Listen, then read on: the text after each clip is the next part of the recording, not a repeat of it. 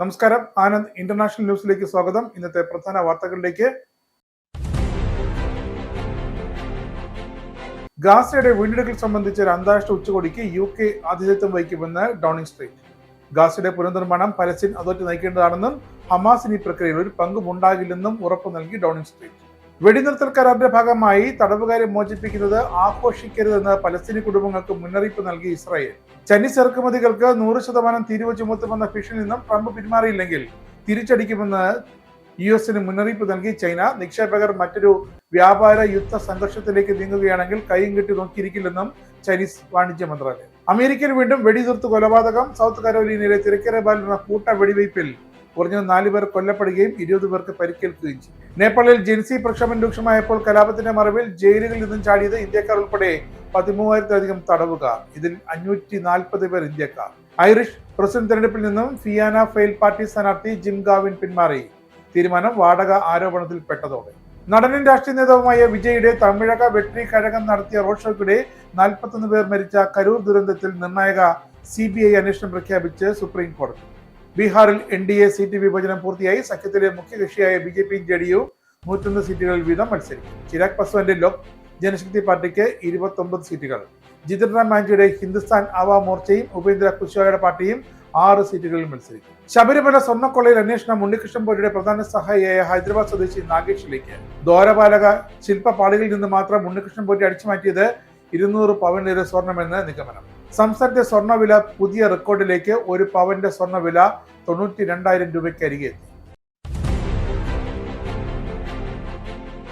വാർത്തകൾ വിശദമായി. ഗാസയുടെ വീണ്ടെടുക്കൽ സംബന്ധിച്ച ഒരു അന്താരാഷ്ട്ര ഉച്ചകോടിക്ക് UK ആതിഥേയത്വം വഹിക്കുമെന്ന് ഡൗണിംഗ് സ്ട്രീറ്റ് വ്യക്തമാക്കി. ഗാസയുടെ പുനർനിർമ്മാണം പലസ്തീൻ അതോറിറ്റി നയിക്കേണ്ടതാണെന്നും ഹമാസിന് ഈ പ്രക്രിയയിൽ ഒരു പങ്കുമുണ്ടാകില്ലെന്നും ഡൗണിംഗ് സ്ട്രീറ്റ് ചൂണ്ടിക്കാട്ടിയിട്ടുണ്ട്. ട്രംപിന്റെ സമാധാന പദ്ധതിക്ക് മുന്നിൽ UK വലിയ പങ്ക് വഹിച്ചതായും ഡൗണിംഗ് സ്ട്രീറ്റ് അറിയിച്ചു. ഇപ്പോൾ പലസ്തീൻ പ്രദേശത്ത് ഒരു വെടിനിർത്തൽ അന്തിമമാക്കാൻ ഉദ്ദേശിച്ചുകൊണ്ട് ഈജിപ്തിൽ നടക്കുന്ന ബഹുരാഷ്ട്ര കരാർ ഒപ്പുവയ്ക്കൽ പരിപാടിയിൽ ഡൊണാൾഡ് ട്രംപ് ഉൾപ്പെടെ 20 ദേശീയ നേതാക്കളിൽ കെയർ സ്റ്റാമറും ഉൾപ്പെടും. 2 വർഷത്തെ വിനാശകരമായ ജീവഹാനിക്ക് ശേഷം ശാശ്വത പരിഹാരം ഉറപ്പാക്കുക എന്നതാണ് തങ്ങളുടെ ലക്ഷ്യമെന്ന് സ്റ്റാമർ പറഞ്ഞു. ഗാസയുടെ അടിസ്ഥാന സൗകര്യങ്ങൾ പുനഃസ്ഥാപിക്കാനും വീടുകൾ പുനർനിർമ്മിക്കാനും ആരോഗ്യ സേവനങ്ങൾ പുനരുജ്ജീവിപ്പിക്കാനുമാണ് പ്രാഥമികമായി ലക്ഷ്യമിടുന്നത്. ഇതിനായി വാഗ്ദാനം ചെയ്ത 20 മില്യൺ പൗണ്ട് സഹായം ഗാസയിൽ വെള്ളം, ശുചിത്വ സേവനങ്ങൾ എന്നിവയ്ക്കാണെന്നും UK അറിയിച്ചു. വെടിനിർത്തൽ കരാറിന്റെ ഭാഗമായി തടവുകാരെ മോചിപ്പിക്കുന്നത് ആഘോഷിക്കരുതെന്ന് പലസ്തീനി കുടുംബങ്ങൾക്ക് താക്കീത് നൽകി ഇസ്രായേൽ. വെടിനിർത്തൽ കരാറിന്റെ ഭാഗമായി ഈ വർഷം ഫെബ്രുവരിയിൽ തടവുകാരെ വിട്ടയച്ചപ്പോഴും ഇസ്രായേൽ സമാന മുന്നറിയിപ്പ് നൽകിയിരുന്നു. വെടിനിർത്തൽ കരാറിന്റെ ഭാഗമായി ഹമാസിന്റെ പക്കലുള്ള തങ്ങളുടെ ബന്ധുക്കൾക്ക് പകരമായി ആയിരക്കണക്കിന് പലസ്തീനികളാണ് മോചനം കാത്ത് ഇസ്രായേലി ജയിലുകളിലുള്ളത്. സ്റ്റാഫോർഡിൽ 2 കുട്ടികളുടെ മരണവുമായി ബന്ധപ്പെട്ട് കുട്ടികളുടെ അമ്മയെ പോലീസ് അറസ്റ്റ് ചെയ്തു. ഞായറാഴ്ച രാവിലെ 7:30 വെസ്റ്റ് മിഡ്ലാൻഡ്സ് ആംബുലൻസ് സർവീസ് അറിയിച്ച വിവരത്തെ തുടർന്ന് പോലീസ് സ്ഥലത്തെത്തിയപ്പോൾ കുട്ടികളെ മരിച്ച നിലയിൽ കണ്ടെത്തുകയായിരുന്നു. സ്റ്റാഫോർഡ് സ്വദേശിയായ 43-കാരിയായ സ്ത്രീയെ കൊലപാതക കേസിൽ അറസ്റ്റ് ചെയ്തതായും പോലീസ് അറിയിച്ചു. ചൈനീസ് ഇറക്കുമതികൾക്ക് 100% തീരുവ ചുമത്തുമെന്ന ഭീഷണിയിൽ നിന്നും ഡൊണാൾഡ് ട്രംപ് പിന്മാറിയില്ലെങ്കിൽ തിരിച്ചടിക്കുമെന്ന് ബീജിംഗ് US മുന്നറിയിപ്പ് നൽകി. നിക്ഷേപകർ മറ്റൊരു വ്യാപാര യുദ്ധ സംഘർഷത്തിലേക്ക് നീങ്ങുകയാണെങ്കിൽ തങ്ങൾ കൈയും കെട്ടി നോക്കിയിരിക്കില്ലെന്നും ചൈനീസ് വാണിജ്യ മന്ത്രാലയം അറിയിച്ചു. നവംബർ 1 നിർണായക സോഫ്റ്റ്വെയറുകളിൽ പുതിയ നിയന്ത്രണങ്ങൾക്കൊപ്പം US ചൈനയുടെ കയറ്റുമതിയിൽ അധിക തീരുവ ചുമത്തുമെന്ന് ട്രംപ് വെള്ളിയാഴ്ചയാണ് പ്രഖ്യാപിച്ചത്. ഇതിനുശേഷം ഇരു രാജ്യങ്ങളും തമ്മിലുള്ള വ്യാപാര സംഘർഷങ്ങൾ വർദ്ധിച്ചതിന് വാഷിംഗ്ടണിനെയാണ് ചൈന കുറ്റപ്പെടുത്തുന്നത്. ഉയർന്ന താരിഫുകളുടെ ഭീഷണികൾ ശരിയായ മാർഗമല്ലെന്ന് വാണിജ്യ മന്ത്രാലയത്തിന്റെ വക്താവ് സ്റ്റേറ്റ് വാർത്താ ഏജൻസിയായ സിൻഹുവയോട് പറഞ്ഞു. വ്യാപാര യുദ്ധത്തെക്കുറിച്ചുള്ള ചൈനയുടെ നിലപാട് സ്ഥിരമാണ്, പക്ഷേ തങ്ങൾ അതിനെ ഭയപ്പെടുന്നില്ലെന്ന് മന്ത്രാലയം പ്രതികരിച്ചു. സൗത്ത് കരോലീനയിലെ തിരക്കേറിയ ബാറിൽ ഒക്ടോബർ 12 നടന്ന വെടിവയ്പിൽ കുറഞ്ഞത് 4 പേർ കൊല്ലപ്പെടുകയും 20 പേർക്ക് പരിക്കേൽക്കുകയും ചെയ്തു. 4 പേരുടെ നില ഗുരുതരമാണ്. സെന്റ് ഹെയ്ന ദ്വീപിലെ വില്ലിസ് ബാർ ആൻഡ് ഗ്രില്ലിലാണ് സംഭവം. വെടിവയ്പ് നടത്തിയവരെ കുറിച്ച് അന്വേഷണം ആരംഭിച്ചതായി പോലീസ് അറിയിച്ചു. കൊല്ലപ്പെട്ടവരുടെയും പരിക്കേറ്റവരുടെയും വിവരങ്ങൾ ബ്യൂഫോർഡ് കൗണ്ടി ഷെരീഫ് ഓഫീസ് പുറത്തുവിട്ടിട്ടില്ല. ബാറിൽ വലിയൊരു ജനക്കൂട്ടം ഉണ്ടായിരുന്നതായും നിരവധി പേർക്ക് വെടിയേറ്റ നിലയിലും 4 പേരെ സംഭവ സ്ഥലത്ത് മരിച്ച നിലയിലും കണ്ടെത്തിയതായി പോലീസ് അറിയിച്ചു. വിദേശ രാജ്യങ്ങളിൽ നിന്നുള്ള ജീവനക്കാരെ നിയമിക്കുന്നതിന് H-1B വിസ അപേക്ഷ സമർപ്പിക്കാൻ ആഗ്രഹിക്കുന്ന കമ്പനികൾക്ക് $1,00,000 ഫീസ് ഏർപ്പെടുത്തിയതിന് പിന്നാലെ O-1A വിസ നടപടികളിൽ കടുത്ത നിലപാടെടുക്കുകയാണ് US ഭരണകൂടമെന്ന് റിപ്പോർട്ട്. പരമാവധി വിദേശ ജീവനക്കാരെ ജോലികളിൽ നിന്ന് വിലക്കുകയും അവരെ തിരികെ നാട്ടിലേക്ക് പറഞ്ഞുവിടുകയും ചെയ്യുന്ന രീതിയാണ് വീണ്ടും അമേരിക്കൻ അധികൃതർ കൈക്കൊള്ളുന്നതെന്നും റിപ്പോർട്ടുണ്ട്.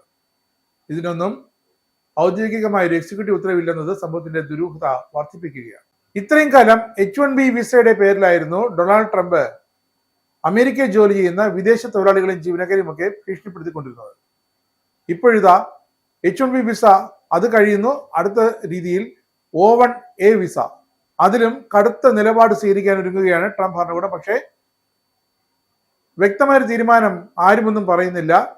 എന്തു തന്നെയായാലും H1B വിസയായാലും O1A വിസയായാലും പരിശോധനകൾ കർശനമാക്കുന്നു എന്നാണ് ഇപ്പോൾ ഹോം സെക്യൂരിറ്റി ഓഫീസിന്റെ വ്യക്തമായ നിലപാട്. വിദേശ രാജ്യങ്ങളിൽ നിന്നും ജീവനക്കാരെ നിയമിക്കുന്നതിന് H1B അപേക്ഷ സമർപ്പിക്കാൻ കമ്പനികൾക്ക് $1,00,000 ആയിരുന്നു ട്രംപ് ചുമത്തിയത്. ഒടുവിൽ അതിന്റെ ഞെട്ടൽ മാറുന്നതിന് മുമ്പ് തന്നെ ട്രംപ് ഭരണകൂടം വിസ നടപടികൾ കൂടുതൽ കടുപ്പിക്കാൻ തീരുമാനിച്ചിരിക്കുകയാണ്. പരമാവധി വിദേശ ജീവനക്കാരെ ജോലികളിൽ നിന്ന് വിലക്കുകയും അവരെ നാട്ടിലേക്ക് തിരിച്ചു പറഞ്ഞുവിടുകയും ചെയ്യുക തന്നെയാണ് ലക്ഷ്യം. എന്നിട്ട് അമേരിക്കക്കാരായ ബിരുദധാരികൾക്ക് ജോലി നൽകുക, അമേരിക്കയിൽ പരിപൂർണമായ കുടിയേറ്റ വിരുദ്ധ തദ്ദേശീയവൽക്കരണം നടപ്പാക്കുക. ഇതാണ് ഇപ്പോൾ ട്രംപിന്റെ സ്വപ്നം. ഇതിനൊന്നും ഒരു ഔദ്യോഗിക എക്സിക്യൂട്ടീവ് ഉത്തരവ് ട്രംപ് ഒപ്പിട്ട് വെച്ചിട്ടില്ല എന്നാണ് മറ്റൊരു ദുരൂഹത. H1B non immigrant visa classification programme പരിഷ്കരണം, ഇതാണ് തലക്കെട്ട്. ഈ ഒരു ക്ലാസിഫിക്കേഷൻ പ്രോഗ്രാം പരിഷ്കരണത്തിന്റെ പിന്നിലാണ് ഫെഡറൽ രജിസ്റ്ററിൽ ഔദ്യോഗികമായി പട്ടികപ്പെടുത്തിയിരിക്കുന്ന ചില നിർദ്ദേശങ്ങളിൽ ഇന്ത്യക്കാരുടെ അടക്കം നിയമനങ്ങളെ ബാധിക്കുന്ന കടുത്ത നിലപാടുകൾ കുറിച്ചു വച്ചിരിക്കുന്നത്. സ്പെഷ്യാലിറ്റി തൊഴിൽ എന്നതിന്റെ നിർവഹണത്തിൽ ഇനി മൂന്നാം കക്ഷി നിയമനങ്ങളുടെ സൂക്ഷ്മ പരിശോധന അടക്കം സ്പെഷ്യാലിറ്റി തൊഴിൽ കടുപ്പിക്കാൻ തീരുമാനിച്ചിരിക്കുന്നു. സാങ്കേതിക വിദ്യ, കൺസൾട്ടിംഗ് മേഖലകളിലെ സാധാരണ രീതിയായ മറ്റ് സ്ഥാപനങ്ങളിലെ ജോലി സ്ഥലങ്ങളിൽ H1B തൊഴിലാളികളെ നിയമിക്കുന്ന കമ്പനികൾ ഇനി കൂടുതൽ സൂക്ഷ്മ പരിശോധനയ്ക്ക് വിധേയമാകും. അവർ അപേക്ഷിക്കുന്ന ജീവനക്കാരന്റെ യോഗ്യതകളോ മറ്റ് രേഖകളോ മാത്രമല്ല, ആ കമ്പനിയിലെ മറ്റു ജീവനക്കാർ, ആ കമ്പനിയുടെ ഉടമസ്ഥർ, ഇവരുടെ എല്ലാം യോഗ്യത, അതുപോലെ തന്നെ മറ്റു രേഖകൾ, ഇതൊക്കെ കർശനമായ പരിശോധനകൾക്ക് ഓരോ തവണയും വിധേയമാക്കുമെന്നാണ് ഏറ്റവും പുതിയ തീരുമാനം. ഉയർന്ന വൈദഗ്ധ്യമുള്ള വിദേശ പൗരന്മാരെ നിയമിക്കുന്നതിന് തൊഴിലുടമകൾ O1A വിസകളും ദേശീയ താൽപര്യ ഇളവുകളും ഉപയോഗിക്കുന്നത് ഈ പരിഷ്കരണത്തിലൂടെ തടയും. O1A വിസകളിൽ ശാസ്ത്രം, വിദ്യാഭ്യാസം, ബിസിനസ് അല്ലെങ്കിൽ അത്ലറ്റിക്സ് ഇതിൽ കഴിവുള്ളവരെയാണ് സാധാരണയായി വിസ നൽകുന്നത്. സിനിമ, മറ്റ് കലകൾ അല്ലെങ്കിൽ ടെലിവിഷൻ വ്യവസായം ഇതിലൊന്നും ആർക്കും നൽകില്ല. ഇതിന്റെ നിർവഹണത്തിൽ ആരെയും ഇനി ഉൾപ്പെടുത്താമെന്നതാണ് ട്രംപിന്റെ പുതിയ കണ്ടുപിടുത്തം. കാനഡയിൽ $4,00,000 മതിക്കുന്ന തപാൽ ഉരുപ്പടികൾ മോഷ്ടിച്ച 8-അംഗ പഞ്ചാബി സംഘം പിടിയിലായി. മിസിസാഗയിൽ നിന്നും ബ്രാൻഡനിൽ നിന്നുമുള്ള പഞ്ചാബികളെയാണ് പോലീസ് അറസ്റ്റ് ചെയ്തത്. ചെക്കുകൾ, സർക്കാർ ID-കൾ, കാർഡുകൾ എന്നിവ ഉൾപ്പെടെ മെയിൽ ബോക്സുകളിൽ ലഭിച്ച വസ്തുക്കൾ എങ്ങനെയാണ് മോഷ്ടിക്കപ്പെട്ടതെന്ന് പോലീസ് അന്വേഷണം ആരംഭിച്ചു. 8 പുരുഷന്മാർക്കെതിരെ ആകെ 344 കുറ്റങ്ങളാണ് ചുമത്തിയിരിക്കുന്നത്. ഹാൾട്ടൺ പീൽ മേഖലയിൽ തുടർച്ചയായി മെയിൽ മോഷണങ്ങൾ റിപ്പോർട്ട് ചെയ്തതിനെ തുടർന്ന് പോലീസ് നടത്തിയ അന്വേഷണത്തിലാണ് ഈ 8 പേരും പിടിയിലായത്. നേപ്പാളിൽ ജെൻസി പ്രക്ഷോഭം രൂക്ഷമായപ്പോൾ കലാപത്തിന്റെ മറവിൽ ജയിലിൽ ചാടിയത് ഇന്ത്യക്കാർ ഉൾപ്പെടെ 13,000-ത്തിലധികം തടവുകാർ. ഇതിൽ 540 ഇന്ത്യക്കാർ ഇനിയും ഒളിവിലാണെന്നാണ് ജയിൽ മാനേജ്മെന്റ് വകുപ്പ് അറിയിച്ചത്. സെപ്റ്റംബർ 9 നടന്ന സർക്കാർ വിരുദ്ധ പ്രക്ഷോഭങ്ങളുടെ 2ാം ദിവസമാണ് ജയിലുകൾ ഭേദിച്ച് ആയിരക്കണക്കിന് തടവുകാർ രക്ഷപ്പെട്ടത്. ഇതോടെ കടുത്ത ആശങ്കയിലാണ് നേപ്പാളി പോലീസ്. കലാപത്തിനിടെ സുരക്ഷാ സേനയുമുള്ള ഏറ്റുമുട്ടലിൽ 10 തടവുകാർ കൊല്ലപ്പെട്ടു. 7,735 പേർ തിരികെ ജയിലിലെത്തിക്കാനോ സ്വയം കീഴടങ്ങുകയോ ചെയ്തിട്ടുണ്ട്. 5,000-ൽ അധികം നേപ്പാളി പൗരന്മാരും 540 ഇന്ത്യക്കാരും മറ്റു വിദേശ രാജ്യങ്ങളിൽ നിന്നുള്ള 108 പേരും നിലവിൽ ഒളിവിലാണെന്നാണ് പോലീസിന്റെയും കണക്കുകൾ. രക്ഷപ്പെട്ട തടവുകാരെ അടിയന്തരമായി കണ്ടെത്താനാണ് സർക്കാർ നൽകിയിരിക്കുന്ന നിർദ്ദേശം. ഐറിഷ് പ്രസിഡന്റ് തെരഞ്ഞെടുപ്പിൽ നിന്നും ഫിയാന ഫെയിൽ പാർട്ടിയുടെ സ്ഥാനാർത്ഥിയായ ജിം ഗാവിൻ വാടക ആരോപണത്തിൽപ്പെട്ട് പിന്മാറി. മുൻ ഡബ്ലിൻ ഗെയിലക് ഫുട്ബോൾ മാനേജറായിരുന്ന ഗാവിൻ തന്റെ സ്വഭാവത്തിനും താൻ നിശ്ചയിച്ച മാനദണ്ഡങ്ങൾക്കും അനുസൃതമല്ലാത്ത ഒരു ആരോപണം ഉയർന്നു എന്ന് ചൂണ്ടിക്കാട്ടിയാണ് മത്സരത്തിൽ നിന്നും പിന്മാറിയത്. ഒരു മുൻ വാടകക്കാരന് 3,300 പൗണ്ടോളം തിരികെ നൽകാൻ വിസമ്മതിച്ചു എന്നതാണ് ഗാവിനെതിരെ ഉയർന്ന കുറ്റം. ഗാവിന്റെ പിന്മാറ്റത്തോടെ ഐറിഷ് പ്രസിഡന്റ് സ്ഥാനത്തേക്കുള്ള മത്സരം 2 സ്ഥാനാർത്ഥികളിലേക്ക് ചുരുങ്ങി. സ്വതന്ത്ര ഇടതുപക്ഷ പാർട്ടികളുടെ പിന്തുണയോടെ മത്സരിക്കുന്ന കാതറിൻ കൊണോളി, ഫൈൻ ഗേൾ സ്ഥാനാർത്ഥി ഹെദർ ഹംഫ്രീസ് എന്നിവരാണ് ഈ 2 പേർ. ഐറിഷ് ഇൻഡിപെൻഡന്റ് പത്രത്തിന്റെ റിപ്പോർട്ട് അനുസരിച്ച് 2009-ൽ ഡബ്ലിനിലെ നോർത്ത് ഇന്നർ സിറ്റിയിൽ ഗാവിന്റെ ഉടമസ്ഥതയിൽ ഉള്ള അപ്പാർട്ട്മെന്റിൽ നിന്നും വാടകക്കാരൻ മാറിയ ശേഷവും ബാങ്കിംഗ് പിശകിനെ തുടർന്ന് വാടക മാസങ്ങളോളം അയച്ചുകൊണ്ടേയിരുന്നു. തിരിച്ചറിഞ്ഞ് തിരികെ ചോദിച്ചപ്പോൾ ഗാവിൻ പ്രതികരിച്ചില്ല എന്നാണ് ഇപ്പോൾ ഉയർന്നിരിക്കുന്ന ആരോപണം. അയർലൻഡിൽ ബസ് ഡ്രൈവർ ക്ഷാമം രൂക്ഷം. ബസ് കണക്ട്സ് പദ്ധതിയുടെ ആവശ്യങ്ങൾ നിറവേറ്റുന്നതിനായി ഡ്രൈവർമാരെ റിക്രൂട്ട് ചെയ്യാൻ ഈ വർഷം ദക്ഷിണാഫ്രിക്കയിലേക്ക് യാത്രയ്ക്കൊരുങ്ങുകയാണ് ബസ് എയറിനും ഡബ്ലിൻ ബസും. ഡ്രൈവർമാരെ കണ്ടെത്താനുള്ള ശ്രമത്തിന്റെ ഭാഗമായി ഈ മാസം ദക്ഷിണാഫ്രിക്കയിലേക്ക് റിക്രൂട്ട്മെന്റ് റാലി നടത്താൻ പദ്ധതി ഇട്ടിട്ടുണ്ടെന്ന് ഡബ്ലിൻ ബസ് സിഇഒ ബില്ലി ഹാനും സൂചിപ്പിച്ചു. സംസ്ഥാന ഉടമസ്ഥതയിലുള്ള ഗതാഗത സ്ഥാപനത്തിന്റെ പ്രതിനിധികൾ Dublin bus, go ahead airlines, national transport committee എന്നിവരുമായി ചേർന്ന് ട്രാൻസ്പോർട്ട് കമ്മിറ്റിക്ക് മുമ്പാകെ ഇത് സംബന്ധിച്ച വിവരം നൽകി. ബസ് എയറിൻ കഴിഞ്ഞ വർഷം 500 പുതിയ ജീവനക്കാരെ നിയമിച്ചു. ഇതുവരെ ഈ വർഷം രാജ്യത്തുടനീളം 50-ലധികം ഓപ്പൺ ഡേകൾ നടത്തി. എന്നിട്ടും വേണ്ടത്ര ഡ്രൈവർമാർ ലഭിച്ചില്ല എന്നാണ് ചൂണ്ടിക്കാട്ടിയത്. ഇനി പൗണ്ട്, യൂറോ, ഡോളർ, രൂപ ഇന്നത്തെ വിനിമയ നിരക്ക്. ഒരു പൗണ്ട് 118.59 ഇന്ത്യൻ രൂപ, ഒരു US ഡോളർ 86.76 ഇന്ത്യൻ രൂപ, ഒരു യൂറോ 103.12 ഇന്ത്യൻ രൂപ, ഒരു പൗണ്ട് 1.34 US ഡോളർ, ഒരു കനഡിയൻ ഡോളർ 63.43 ഇന്ത്യൻ രൂപ. ഇനി ഒരു ഇടവേളയ്ക്ക് ശേഷം വാർത്ത തുടരും. Book your IndiGo flight tickets easily and safely with Anand travel. Call UK number 020-8548-4897. Indian cell number 918921120509, or please mail to info@anandtravel.com. Have a happy journey. വീണ്ടും വാർത്തകളിലേക്ക്. National news. കരൂർ ദുരന്തത്തിൽ നിർണായക CBI അന്വേഷണം പ്രഖ്യാപിച്ച് സുപ്രീം കോടതി. നടനും രാഷ്ട്രീയ നേതാവുമായ വിജയുടെ തമിഴക വെട്ടിക്കഴകം നടത്തിയ റോഡ് ഷോയ്ക്കിടെ 41 പേർ മരിച്ച സംഭവത്തിന്റെ അന്വേഷണം CBIക്ക് വിട്ടു. സുതാര്യമായ ഒരു അന്വേഷണം ഉറപ്പാക്കാൻ സുപ്രീം കോടതി മുൻ ജഡ്ജി ജസ്റ്റിസ് അജയ് റസ്തോഗിയുടെ മേൽനോട്ടത്തിൽ ഒരു സമിതിയെ നിയോഗിച്ചിട്ടുണ്ട്. CBI അന്വേഷണത്തിന്റെ മേൽനോട്ട സമിതിയിൽ ജസ്റ്റിസ് അജയ് റസ്തോയ്ക്ക് പുറമെ 2 IPS ഉദ്യോഗസ്ഥരും ഉണ്ടാകും. ഈ ഉത്തരവ് DMK സർക്കാരിനെ സംബന്ധിച്ച് വലിയ തിരിച്ചടിയാണ്. സെപ്റ്റംബർ 29-നാണ് കരൂരിൽ വെച്ച് വിജയുടെ പാർട്ടി റാലിയിൽ ദുരന്തമുണ്ടായത്. സംഭവത്തിൽ സംസ്ഥാന പോലീസ് നടത്തുന്ന അന്വേഷണത്തിൽ വിശ്വാസമില്ലെന്നും നിഷ്പക്ഷമായ CBI അന്വേഷണം വേണമെന്ന് ആവശ്യപ്പെട്ട് വിവിധ കക്ഷികൾ സുപ്രീം കോടതിയെ സമീപിച്ചിരുന്നു. നിലവിൽ നടന്നുകൊണ്ടിരിക്കുന്ന പ്രത്യേക അന്വേഷണ സംഘത്തിന്റെ അന്വേഷണത്തിൽ പല കക്ഷികളും അതൃപ്തി പ്രകടിപ്പിച്ചത് കണക്കിലെടുത്താണ് സുപ്രീം കോടതിയുടെ സുപ്രധാന വിധി. ബീഹാറിൽ NDA സീറ്റ് വിഭജനം പൂർത്തിയായി. സഖ്യത്തിലെ മുഖ്യ കക്ഷികളായ BJPയും JDUവും 101 സീറ്റുകൾ വീതം മത്സരിക്കും. ചിരാഗ് പസ്വാന്റെ ലോക് ജനശക്തി പാർട്ടിക്ക് 29 സീറ്റുകൾ നൽകി. ജിതിൻ റാം മാഞ്ചിയുടെ ഹിന്ദുസ്ഥാൻ അവാം മോർച്ചയും ഉപേന്ദ്ര കുശ്വാഹയുടെ പാർട്ടിയും 6 വീതം സീറ്റുകളിൽ മത്സരിക്കും. ചിരാഗ് പസ്വാന്റെ LJP 40 മുതൽ 50 സീറ്റുകൾ വരെയാണ് ആവശ്യപ്പെട്ടത്. എന്നാൽ 29 സീറ്റിനപ്പുറം നൽകാനാകില്ലെന്ന് BJP ഒടുവിൽ അറിയിക്കുകയായിരുന്നു. 15 സീറ്റുകൾ ആവശ്യപ്പെട്ട ഹിന്ദുസ്ഥാൻ അവാം മോർച്ചയാണ് 6 സീറ്റുകളിലേക്ക് ചുരുക്കിയത്. ഇന്ത്യ സഖ്യത്തിൽ കഴിഞ്ഞ തവണ 70 സീറ്റിൽ മത്സരിച്ച കോൺഗ്രസിന് ഇത്തവണ 55 സീറ്റുകൾ നേടാനാകുമെന്നാണ് പ്രതീക്ഷ. തന്റെ വാർത്താ സമ്മേളനത്തിൽ വനിതാ മാധ്യമ പ്രവർത്തകർക്ക് അനുമതി നിഷേധിച്ചത് സാങ്കേതിക പിഴവ് കാരണമാണെന്നും അതിന് പിന്നിൽ മറ്റു ഉദ്ദേശങ്ങളൊന്നും ഇല്ലായിരുന്നെന്നും അഫ്ഗാൻ വിദേശകാര്യമന്ത്രി അമീർ ഖാൻ മുത്താക്കി. വെള്ളിയാഴ്ച ഡൽഹിയിൽ വിളിച്ചേർത്ത വാർത്താ സമ്മേളനത്തിൽ വനിതാ മാധ്യമ പ്രവർത്തകർക്ക് പ്രവേശനം നിഷേധിച്ച വേളയിലാണ് ഈ ഒരു പരാമർശം. കുറഞ്ഞ സമയത്തിനുള്ളിലാണ് വാർത്താ സമ്മേളനം വിളിച്ചേർത്തതെന്നും ക്ഷണിച്ച മാധ്യമപ്രവർത്തകരുടെ പട്ടിക ചെറുതായിരുന്നു എന്നും പറഞ്ഞ അദ്ദേഹം സാങ്കേതിക പിഴവില്ലാതെ മറ്റൊരു പ്രശ്നവും ഇതിന് പിന്നിലെന്നും വ്യക്തമാക്കി. ഇനി കേരള ന്യൂസ്. ശബരിമല സ്വർണ്ണക്കൊളയിൽ ഒടുവിൽ അന്വേഷണം ഉണ്ണികൃഷ്ണൻ പൂരിയുടെ പ്രധാന സഹായിയായിരുന്ന ഹൈദരാബാദ് സ്വദേശി നാഗേഷിലേക്ക്. ശബരിമലയിലെ യഥാർത്ഥ ദ്വാരപാലക ശില്പപാളികൾ ഇയാൾ കൈവശപ്പെടുത്തുകയോ വിൽക്കുകയോ ചെയ്തായിരിക്കാമെന്നാണ് പ്രത്യേക അന്വേഷണ സംഘത്തിന്റെ വിലയിരുത്തൽ. ഹൈദരാബാദിലെ നാഗേഷിന്റെ സ്ഥാപനത്തിലാണ് സന്നിധാനത്തു നിന്നും കൊണ്ടുപോയ സ്വർണ്ണപ്പാളികൾ ഏറെക്കാലം സൂക്ഷിച്ചത്. സ്വർണ്ണം പൂച്ചനായി ചെന്നൈയിൽ എത്തിച്ചത് നാഗേഷാണ്. ഇതിനിടയിലാണ് ശില്പപ്പാളികളുടെ ഭാരത്തിൽ 4.5 കിലോയുടെ വ്യത്യാസമുണ്ടായത്. ശബരിമലയിലെ ദ്വാരപാലക ശില്പപ്പാളിൽ നിന്ന് മാത്രം ഉണ്ണികൃഷ്ണൻ പോറ്റി അടിച്ചു മാറ്റിയത് 200 പവനിലേറെ എന്നാണ് നിഗമനം. 99-ൽ ശില്പം സ്വർണം പൊതിഞ്ഞ ശേഷം 258 പവൻ സ്വർണം ഉണ്ടായിരുന്നെങ്കിൽ ശില്പപ്പാളികളിൽ ഇപ്പോൾ അവശേഷിക്കുന്നത് 36 പവൻ മാത്രമാണ്. അതായത് 222 പവൻ കുറഞ്ഞു. ഇതിന്റെ നിജസ്ഥിതി അറിയാൻ ഉണ്ണികൃഷ്ണൻ പോറ്റിയെ വീണ്ടും ചോദ്യം ചെയ്യും.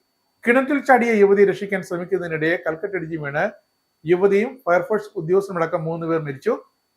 യുവതി കിണറ്റിൽ വീണ വിവരം അറിഞ്ഞ് രക്ഷാപ്രവർത്തനത്തിനെത്തിയ കൊട്ടാരക്കര ഫയർഫോഴ്സ് യൂണിറ്റ് ഉദ്യോഗസ്ഥൻ ആറ്റിങ്ങൽ എളമ്പ സ്വദേശി സോണി എസ് കുമാർ, നെടുവത്തൂർ ആനക്കൊട്ടൂർ സ്വദേശിനി അർച്ചനയ്ക്കൊപ്പം താമസിച്ചിരുന്ന കൊടുങ്ങല്ലൂർ സ്വദേശി ശിവകൃഷ്ണൻ എന്നിവരാണ് മരിച്ചത്. കിണറിന്റെ കൽക്കട്ടിടിഞ്ഞാണ് അപകടം. ശിവരാമകൃഷ്ണൻ മർദ്ദിച്ചതിന് പിന്നാലെ രാത്രി 12:30 അർച്ചന കിണറ്റിലേക്ക് എടുത്ത് ചാടുകയായിരുന്നു. രക്ഷാപ്രവർത്തനം കഴിഞ്ഞ് മടങ്ങി വരികയാണ്. അർച്ചന രക്ഷിക്കാൻ ഫയർഫോഴ്സ് യൂണിറ്റ് ഉദ്യോഗസ്ഥൻ സോണി എസ് കുമാർ കിണറ്റിലിറങ്ങിയതും അപകടത്തിൽപ്പെട്ടത്. കേരളത്തിലെ സ്വർണ്ണവില വീണ്ടും റെക്കോർഡിലേക്ക്. 1 പവൻ സ്വർണ്ണവില 92,000 രൂപയ്ക്ക് അടുത്തെത്തി. പവന് ഇന്ന് 240 രൂപ കൂടി കൂടിയതോടെ സ്വർണ്ണവില 91,960 രൂപയായി. 1 ഗ്രാം സ്വർണത്തിന് 11,495 രൂപ എന്ന നിരക്കിലാണ് ഇന്നത്തെ സ്വർണ്ണ വ്യാപാരം പുരോഗമിക്കുന്നത്.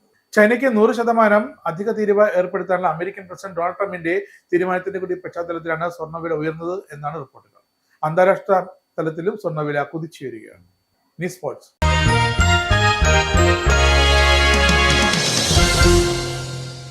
ക്രിക്കറ്റ് മത്സരത്തിൽ ബാറ്റ് ചെയ്യുന്നതിനിടെ ഗുരുതരമായി പരിക്കേൽക്കാമായിരുന്ന സാഹചര്യത്തിൽ നിന്നും കഷ്ടിച്ച് രക്ഷപ്പെട്ട് West Indies allrounder Rahkeem Cornwall. ഞായറാഴ്ച യുഎസിലെ ഡാലസിൽ ടെക്സസ് യൂണിവേഴ്സിറ്റിയിൽ നടന്ന അറ്റ്ലാന്റ കിങ്സ് സിസിയും ലോസ് ആഞ്ചലസ് വേവ് സിസിയും തമ്മിലുള്ള national cricket T20 league eliminator മത്സരത്തിനിടെയാണ് സംഭവം. വേവ്സ് ബോളർ റമൻ റയീസ് എറിഞ്ഞ ബൗൺസർ കോൺവാളിന്റെ ഹെൽമെറ്റ് ഗ്രില്ലിൽ ഇടിക്കുകയായിരുന്നു. വേഗമേറിയ പന്ത് ഹെൽമെറ്റിന്റെ ബാറുകൾക്കുള്ളിൽ കുടുങ്ങി. ഇതോടെ ബോളറും വിക്കറ്റ് കീപ്പറും ഉൾപ്പെടെയുള്ളവർ ആശങ്കയുമായി കോൺവാളിന്റെ അടുത്തെത്തി. വൈദ്യസഹായത്തിനായി വിക്കറ്റ് കീപ്പർ സിഗ്നൽ നൽകുന്നതും ദൃശ്യങ്ങളിലുണ്ടായിരുന്നു. ഹെൽമെറ്റ് ഊരിയ ശേഷം താരം തന്നെ ചിരിച്ചുകൊണ്ട് ആ പന്ത് ഗ്രില്ലിന്റെ ഇടയിൽ നിന്ന് പുറത്തെടുക്കുകയായിരുന്നു. ഇതോടെയാണ് ഏവർക്കും ആശ്വാസമായത്. പ്രധാന വാർത്തകൾ ഒരിക്കൽ കൂടി. ഗാസയുടെ വീണ്ടെടുക്കൽ സംബന്ധിച്ച ഒരു അന്താരാഷ്ട്ര ഉച്ചകോടിക്ക് UK ആതിഥേയത്വം വഹിക്കുമെന്ന് ഡൗണിംഗ് സ്ട്രീറ്റ്. ഗാസയുടെ പുനർനിർമ്മാണം പലസ്തീൻ അതോറിറ്റി നയിക്കേണ്ടതാണെന്നും ഹമാസിന് ഈ പ്രക്രിയയിൽ ഒരു പങ്കുമുണ്ടാകില്ലെന്നും ഉറപ്പു നൽകി ഡൗണിംഗ് സ്ട്രീറ്റ്. വെടിനിർത്തൽ കരാറിന്റെ ഭാഗമായി തടവുകാരെ മോചിപ്പിക്കുന്നത് ആഘോഷിക്കരുതെന്ന് പലസ്തീനി കുടുംബങ്ങൾക്ക് മുന്നറിയിപ്പ് നൽകി ഇസ്രായേൽ. ചൈനീസ് ഇറക്കുമതികൾക്ക് 100% തീരുവ ചുമത്തുമെന്ന ഭീഷണിയിൽ നിന്നും ട്രംപ് പിന്മാറിയില്ലെങ്കിൽ തിരിച്ചടിക്കുമെന്ന് US-ന് മുന്നറിയിപ്പ് നൽകി ചൈന. നിക്ഷേപകർ മറ്റൊരു വ്യാപാര യുദ്ധ സംഘർഷത്തിലേക്ക് നീങ്ങുകയാണെങ്കിൽ കൈയും കെട്ടി നോക്കിയിരിക്കില്ലെന്നും ചൈനീസ് വാണിജ്യ മന്ത്രാലയം. അമേരിക്കയിൽ വീണ്ടും വെടിനിർത്ത് കൊലപാതകം. സൗത്ത് കരോലിനയിലെ തിരക്കേറിയ കൂട്ട വെടിവയ്പിൽ കുറഞ്ഞത് 4 പേർ കൊല്ലപ്പെടുകയും 20 പേർക്ക് പരിക്കേൽക്കുകയും ചെയ്തു. നേപ്പാളിൽ ജെൻസി പ്രക്ഷോഭം രൂക്ഷമായപ്പോൾ കലാപത്തിന്റെ മറവിൽ ജയിലുകളിൽ നിന്നും ചാടിയത് ഇന്ത്യക്കാർ ഉൾപ്പെടെ 13,000-ലധികം തടവുകാർ. ഇതിൽ 540 പേർ ഇന്ത്യക്കാർ. ഐറിഷ് പ്രസിഡന്റ് തെരഞ്ഞെടുപ്പിൽ നിന്നും ഫിയാന ഫെയിൽ പാർട്ടി സ്ഥാനാർത്ഥി ജിം ഗാവിൻ പിന്മാറി. തീരുമാനം വാടക ആരോപണത്തിൽ പെട്ടതോടെ.